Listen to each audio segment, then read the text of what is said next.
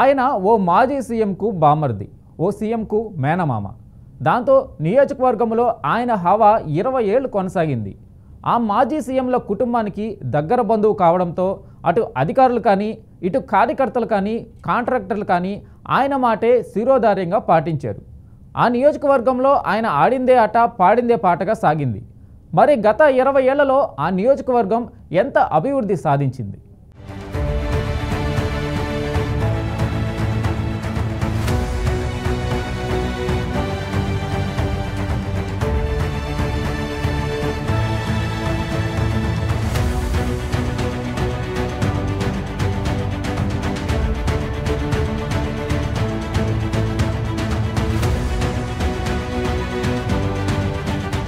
పోచిమిరెడ్డి రవీంద్రనాథ్ రెడ్డి ఈ పేరు చెబితే ఎవరా అని మీకు త్వరగా గుర్తుకు రాకపోవచ్చు. కానీ వైఎస్ఆర్ రాజశేఖర రెడ్డి బామర్ది లేదా జగన్ కు మేనమామ అంటే ఇట్టే గుర్తుపట్టేస్తారు.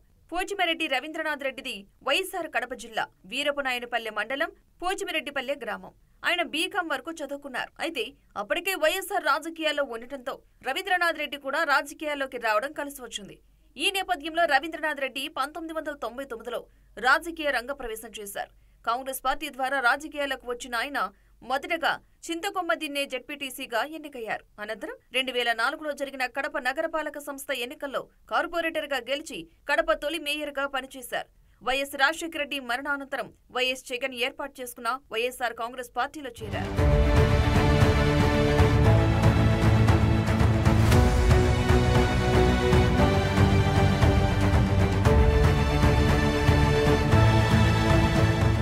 ఏపీ విభజన తర్వాత 2014లో జరిగిన అసెంబ్లీ ఎన్నికల్లో వైఎస్ఆర్ కాంగ్రెస్ పార్టీ అభ్యర్థిగా రవీంద్రనాథ్ రెడ్డి కమలాపురం నియోజకవర్గం నుండి పోటీ చేశారు. ఈ నియోజకవర్గంలో చింతకొమ్మదిన్నె, చెన్నూరు, పెండ్లిమర్రి, కమలాపురం, బల్లూరు, వీరపునాయనపల్లె మండలాలు ఉన్నాయి. కమలాపురం నుండి పోటీ చేసిన రవీంద్రనాథ్ రెడ్డి ఆ ఎన్నికల్లో తన సమీప ప్రత్యర్థి టీడీపీ అభ్యర్థి పుత్తా నరసింహారెడ్డిపై 5,000 ఓట్ల మెజార్టీతో గెలిచి తొలిసారిగా ఎమ్మెల్యేగా అసెంబ్లీలో అడుగుపెట్టారు.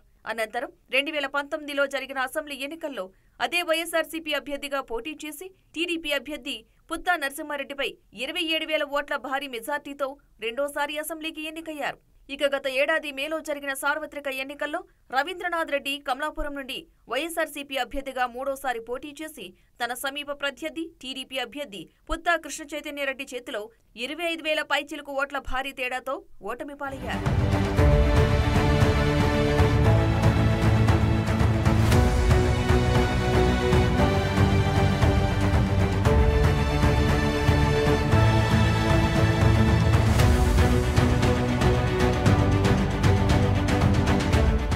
మాజీ సీఎం వైఎస్ రాజశేఖర రెడ్డికి భామర్ది కావడం, జగన్ మేనమామ కావడంతో కమలాపురం నియోజకవర్గంలో రవీంద్రనాథ్ రెడ్డి హవా 20 ఏళ్లుగా కొనసాగింది.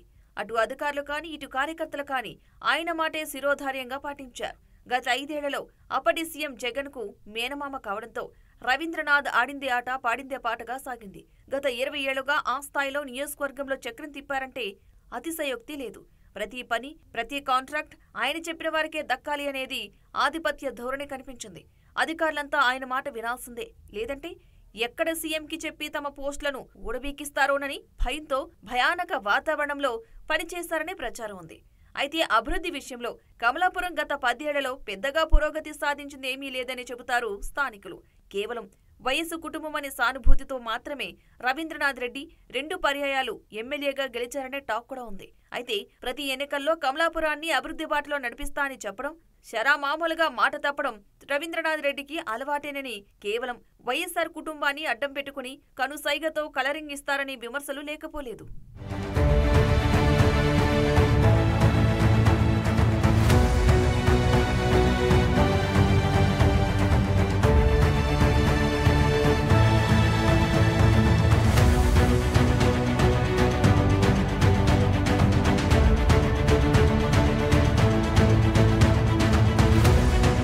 ఇలా ఉంటే ఇటీవల విజయవాడలోని అమ్మవారి గుడిలో సీఎం చంద్రబాబుకు పుట్టినరోజు శుభాకాంక్షలు చెప్పడంతో రవీంద్రనాథ్ రెడ్డికి మేనలుడు మాజీ సీఎం జగన్ చివాట్లు పెట్టినట్లు ప్రచారం జరుగుతోంది.